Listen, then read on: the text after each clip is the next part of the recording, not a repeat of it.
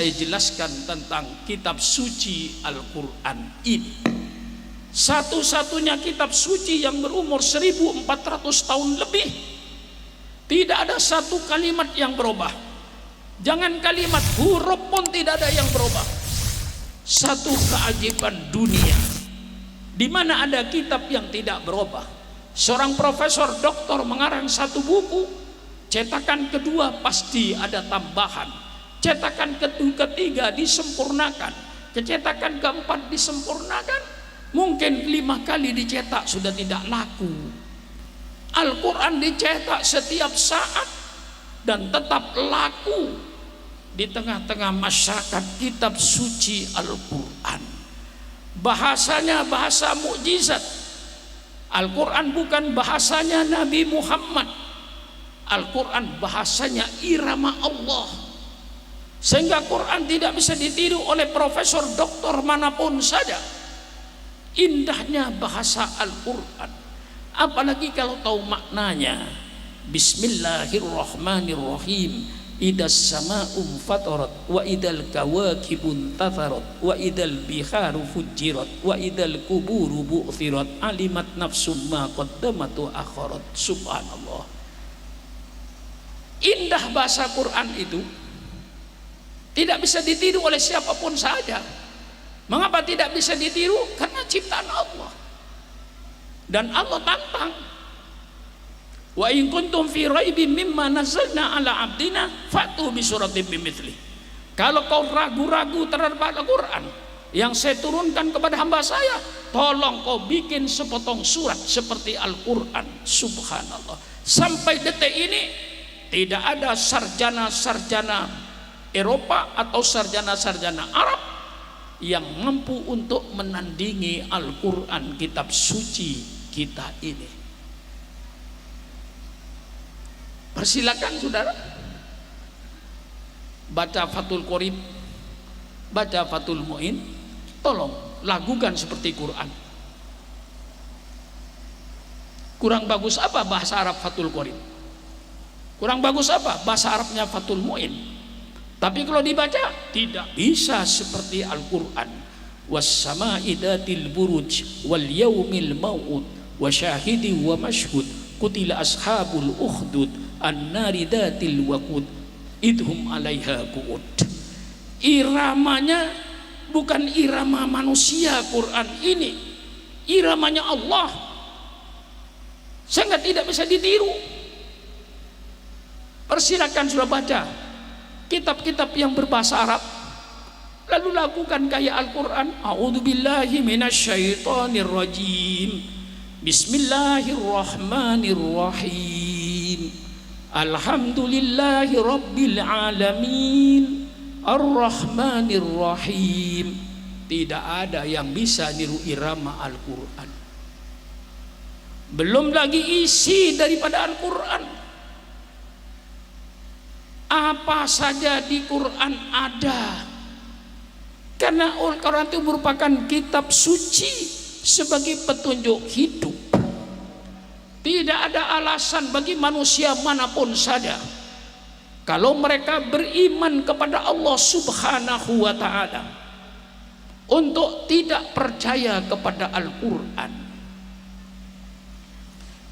Kalau Al-Mukarram Syarif Mahmud membeli mobil Mercedes, pasti dikasih buku petunjuk namanya buku Mercedes. Kalau yang terhormat Al-Ustadz Damanhuri membeli mobil Avanza atau Innova atau mobil BMW, pasti diberi buku. Dari mana buku ini datangnya? Dari yang bikin BMW. Kalau sudah membeli Toyota baru, pasti sudah dikasih buku. Siapa yang memberikan buku? Yang bikin Toyota. Jangan coba-coba saudara memperbaiki mobil Toyota dengan petunjuk Mercedes. Jangan coba-coba Anda memperbaiki mobil Mercedes dengan petunjuk Toyota. Minta petunjuk sama yang bikin. Kalau kau punya mobil Mercedes, minta petunjuk sama yang bikin Mercedes, pakai buku Mercedes. Kalau kau bukan punya mobil BMW, mau memperbaiki mobil BMW, jangan minta petunjuk sama Toyota, bukan Toyota yang bikin BMW, minta petunjuk sama yang bikin BMW. Allah Subhanahu wa ta'ala menciptakan langit dan bumi. Allah ciptakan manusianya, kemudian untuk memperbaiki langit dan bumi dan untuk memperbaiki manusianya, Allah keluarkan kitab suci Al-Quran yang datang dari penciptanya. Tidak ada alasan untuk memperbaiki manusia minta petunjuk sama Amerika, minta petunjuk sama Cina, minta petunjuk sama Rusia. Bukan mereka yang bikin manusia, Allah yang bikin manusia. Kembalikan kepada Al-Quran.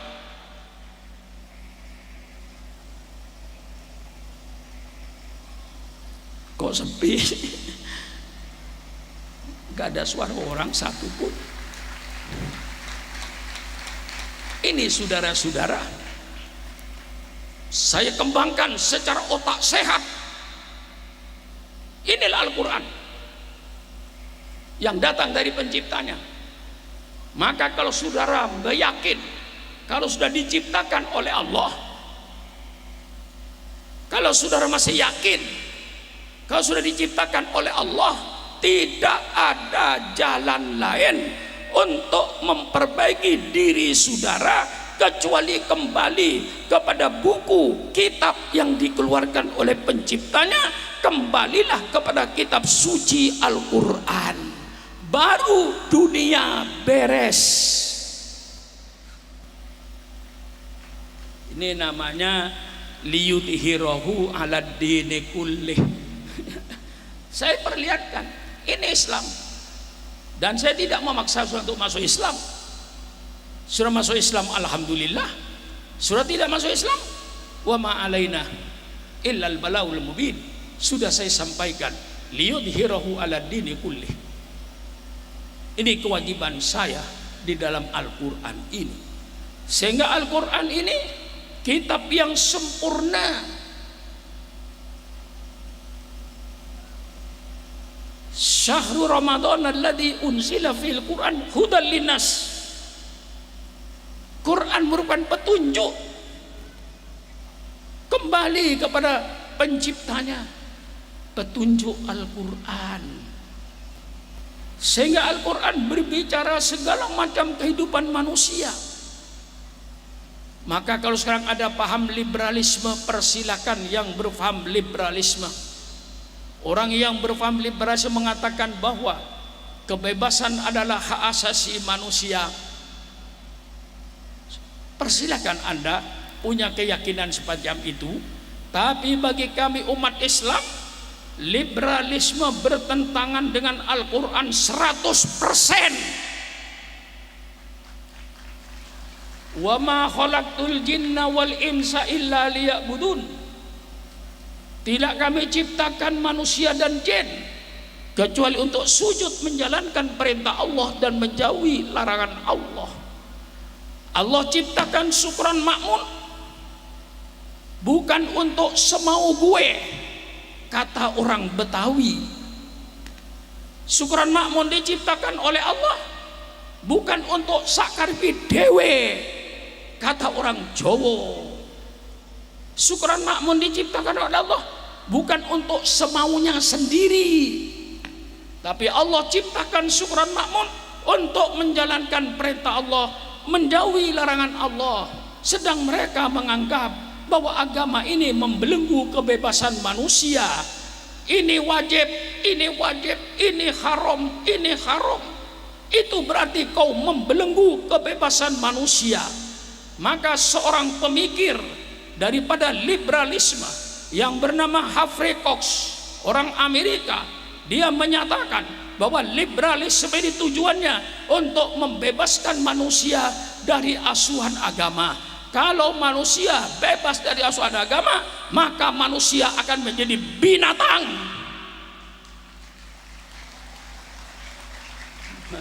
Nih, ya, saya sudah umur 82 tahun, ngeri Pak. Sudah nggak ada harapan lagi di depan saya, itu jadi kuburan. Kalau saya masih muda, mungkin masih banyak harapan saya. Ya mungkin harapan jadi ini, jadi ini, jadi ini, jadi ini, jadi ini. Nanti saya begini, begini, begini, begini. Sekarang sudah tidak ada harapan saya lagi. Harapan hidup saya sudah selesai. Tinggal nunggu kuburan. Oleh sebab itu saya ungkapkan ajaran Islam yang sempurna ini.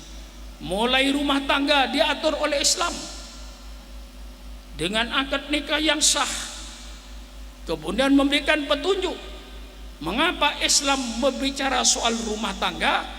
Islam bicara soal rumah tangga supaya anggota rumah tangga yang namanya suami berakhlak Al-Quran, yang namanya istri berakhlak Al-Quran, yang namanya anak berakhlak Al-Quran, yang namanya pembantu rumah tangga juga berakhlak Al-Quran. Innama bu'ithtu liutammima makarimal akhlak. Maka Islam memberikan petunjuk, wa ashiruhunna bil ma'ruf. Hai suami-suami, pergaulah istrimu itu dengan baik. Pergaul istri dengan lemah lembut. Pergaul istri itu dengan sopan. Rasulullah tidak pernah menghardik istri, dan Rasulullah tidak pernah mencela masakan karena menyakitin istrinya. Mencela masakan itu berarti menyakiti istri. Rasulullah tidak pernah mencela masakan. Rasulullah tidak pernah menghardik istrinya. Rasulullah menjalankan akhlak Al-Quran. Maka ketika Siti Aisyah ditanya, "Hai Aisyah, tolong ceritakan akhlak Rasulullah kayak apa?" Siti Aisyah langsung menjawab, "Wa kana khuluquhul Quran." Adalah akhlak Rasulullah, akhlak Al-Quran. Istri berbakti sama suami. Subhanallah. Anak sayang orang tua, orang tua kasih sayang sama anak. Laisa minna man lam yuwaqqir kabirana wala yarham sawirana. Tidak termasuk golonganku. Enggak terganggu, enggak ada, biasa itu. Bukan bom. Mungkin agak panas itu. Tidak termasuk golonganku anak muda yang tidak menghormati orang tua, dan tidak termasuk golonganku orang tua yang tidak kasih sayang sama anak muda. Lah ini di akhir zaman, mengapa banyak anak yang brutal? Karena anak sekarang banyak tidak mendapat kasih sayang orang tua. Orang tuanya sibuk. Anaknya umur 3 tahun masih tidur, bapaknya sudah pergi. Bapaknya datang, anaknya sudah tidur jam 9 malam. Anak tidak pernah mendapat ciuman si ayah. Anak tidak pernah mendapat ciuman si ibu. Sedangkan anak memerlukan ciuman ayah. Anak perlu ciuman ibu yang umur 2 tahun, 3 tahun, 4 tahun, 5 tahun. Sangat membutuhkan ciuman. Jangan disangka orang tua itu sudah cukup baik kalau sepatunya dibeliin, SPP-nya dibayarkan, uang jajan dikasih. Ya itu kebutuhan jasmani, tapi kebutuhan rohani anak sekarang banyak yang tidak terlayani. Karena bapaknya sibuk dengan ibunya sibuk cari duit. Coba lihat negara tetangga itu. Di Singapura, pagi-pagi jam 7, semua ibu hanya menitipkan anaknya di panti asuhan anak. Dikatakan ini anak muslim, jangan dikasih yang haram. Baik. 12 jam berada di panti asuhan, tidak mendapat kasih sayang orang tua. Bagaimana kasih sayang? Orang di panti asuhan tidak sama dengan orang tua. Sore diambil, jam 8 tidur, tidak mendapat kasih sayang dari kedua orang tuanya. Akhirnya anak, begitu orang tuanya sudah umur 65 tahun, dibalas oleh anaknya. Kalau saya dulu kau masukkan panti asuhan ketika saya umur 2 tahun, 3 tahun, sekarang kau saya balas, saya masukkan kau ke pantian jombo. Orang tua di Singapura itu umur 65 tahun dianggap mengganggu rumah tangga, tidak ada guna karena mengganggu rumah tangga, titipkan lagi ke panti asuhan jombo. Subhanallah, tidak ada birrul walidaini, tidak ada rasa berbakti pada orang tua, itu tidak ada. Padahal dalam hadis Rasulullah, kalau seorang anak menjumpai orang tuanya tua, tidak masuk surga kecuali ketika terlaluan anak ini. Mestinya dia masuk surga dengan adanya orang tua yang tua, dia berbakti pada kedua orang tuanya. Alhamdulillah, fa bi nikmati rabbika fahaddits.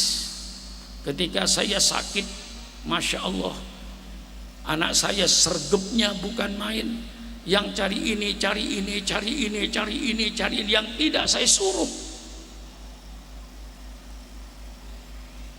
Sehingga saya keluar dari rumah sakit, di kamar saya Masya Allah terjadi perubahan 100%. Ini berubah, kamar mandi saya berubah, ini berubah, ada kursi ini, ada kursi ini, ada kursi ini. Berebut anak saya untuk menyenangkan saya ketika keluar dari rumah sakit. Alhamdulillah. Mengapa? Ketika kecil saya cium, kemana saya bawa? Nah, ini rumah tangga Islam. Nah, kalau seandainya syariat Islam dijalankan oleh seluruh umat Islam, pemerintah tidak perlu menggunakan lembaga perlindungan atau perlindungan kekerasan rumah tangga. Tidak ada dalam Islam kekerasan rumah tangga itu. Yang ada kekerasan rumah tangga karena tidak mengerti Islam. Seorang suami yang ngerti Islam, seorang istri yang ngerti Islam, seorang anak yang ngerti Islam, pasti berbakti pada kedua orang tuanya. Tidak ada kekerasan anak. Ini dalam rumah tangga. Dalam kita ber-RT, ber-RW, Islam mengatur. Bagaimana Islam mengatur? Subhanallah. Man kana yu'minu billahi wal yawmil akhir falyukrim jarahu. Barang siapa yang beriman pada Allah dan akhirat, hormati tetangga. RT dengan RT saling hormat menghormati, saling harga menghargai. Alangkah indahnya masyarakat Islami ini. Ini syariat Allah. Wala tajassasu. Dalam kau bermasyarakat, jangan mencari-cari kesalahan orang. Dilarang oleh agama mencari-cari kesalahan orang. Tapi kalau Anda mendapat kesalahan, baru Anda nahi mungkar dengan sopan, tidak dengan kekerasan. Subhanallah. Fabima rahmatin minallahi lintalahum walau kunta faddan walidul qalbi lam faddu min haulik. Kalau seandainya engkau Muhammad tidak lemah lembut kepada rakyatmu, engkau berlagak keras, berhati kasar, pasti rakyatmu akan bubar menjauhi engkau seluruhnya. Islam, seorang pemimpin harus lemah lembut dengan rakyatnya, bukan pemimpin menantang rakyatnya. Kalau ada pemerintah pemimpin menentang rakyatnya, itu tidak sesuai dengan Islam. Rakyat apa ditantang? Polisi kagak punya, tentara kagak punya, pistol kagak punya, yang punya pisau dapur. Walau kunta faddan walidan qabilam fattu milan. Seorang pemimpin lemah lembut. Ini yang dianjurkan oleh Islam. Fabima rahmatin minallahi lintalahum walau kunta faddan walidan qalbi lam faddu min haulik. Fa'fu anhum wastaghfir lahum wasawirhum fil amri fa idza azamta fatawakkal 'ala Allah. Ini akhlak yang ditanamkan oleh Islam. Tidak ada kekerasan dalam Islam itu. Teroris itu bukan ajaran Islam. Tidak ada ajaran Islam.